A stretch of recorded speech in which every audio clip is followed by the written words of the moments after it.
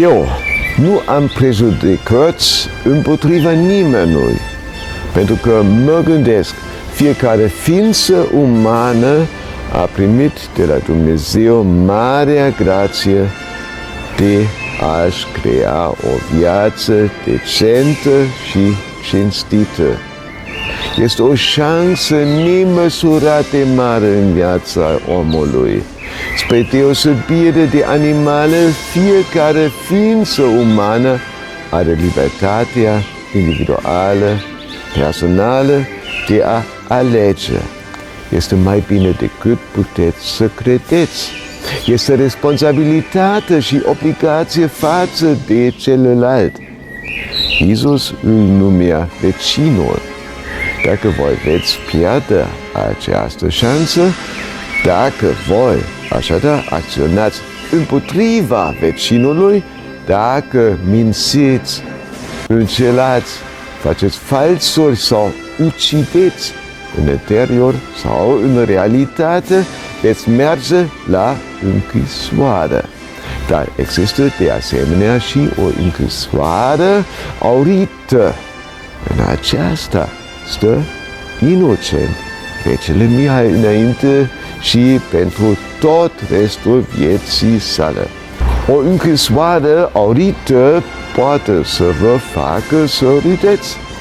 Dar dacă acolo cineva nu își poate exercita și dezvolta libertatea, darul cel mai mare primit de la Dumnezeu, atunci este chiar la fel ca o închisoare.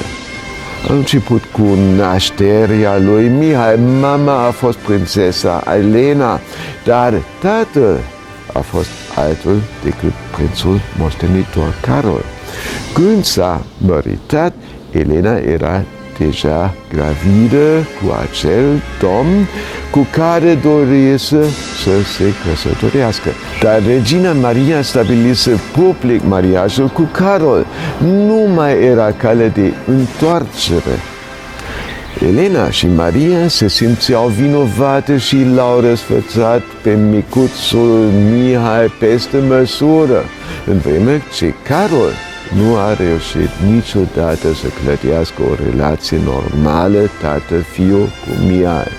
Micuțul Mihai devine rege, izolat în castel. Libertatea de a decide se afla în alte mâini, așa cum se va întâmpla și mai târziu, când Mihai va deveni din nou rege în 1940. Antonescu și înaintea lui regele Carol al II-lea nu au fost dictatori lor, dar Mihai era prizonierul lor. Lovitura de stat din august 1944 nu a fost organizată de Mihai, ci de spionul lui Stalin, Botnaraș, alături de comuniștii români. Antonescu, după ce i s-a cerut de către Stalin să aleagă între a fi un dictator în serviciul roșu sovietic sau să moară. Așadar, Antonescu a ales moartea. După ce a abdicat Mihai, în mijlocul intrigilor monarhiste, i-a lăsat pe alții să decidă și s-a căsătorit ilegal cu prințesa Ana. Acum doar cușca lui devenise alta, una marcată de bigamie și de frică, iar nu se face totul public.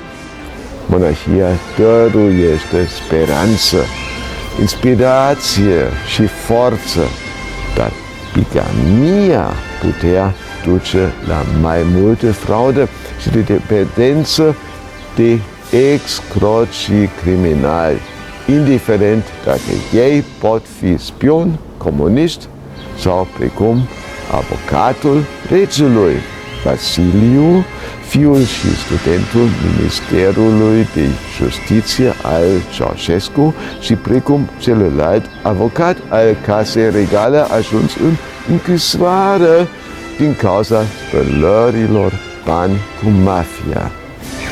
Există și un proverb. Banii sunt bani și nu au miros.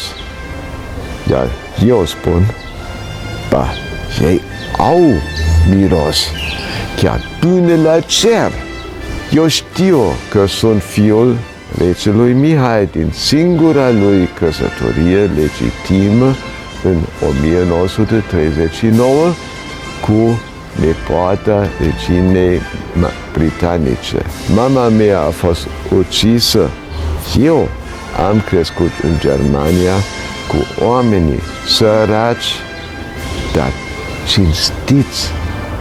Am doi copii respectați în toată lumea. Iubesc libertatea pe care am primit-o prin grația lui Dumnezeu.